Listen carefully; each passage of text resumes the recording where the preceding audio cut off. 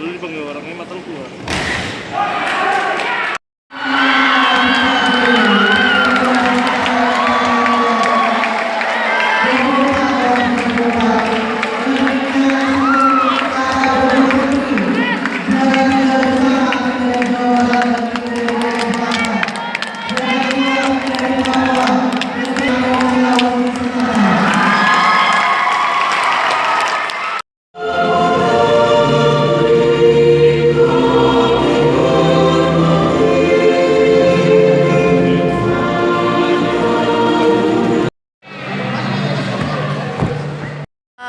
Perasaannya dapat medali emas di nomor kata baru gini bagaimana? Alhamdulillah, sangat-sangat bersyukur.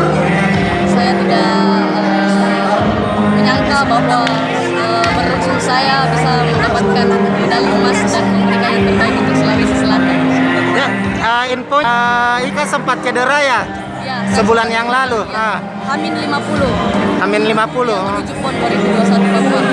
Itu gara-gara apa cederanya Ika? Itu karena saya pada saat latihan bungkai, saya dibanting terus jatuh saya salah. Jadi ligamen saya didiagnosa, ligamen tangan kiri saya putus.